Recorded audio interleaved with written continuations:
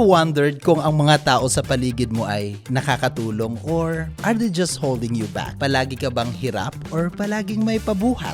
Feeling stuck sa mga bagay-bagay? Pag-usapan natin yan with 4.0 Management Core Team. Alright, thank you John and Harmony for having us guested in your show. Wow! Welcome, guys! Welcome to our show! Again, the show is Harmony And John Show! Maraming salamat. Thank you for having us. But yeah, kidding aside, So let's start from the beginning. Paano nga ba namin na-discover these talented individuals, that actually has the biggest contributions on growing the team to where we are now?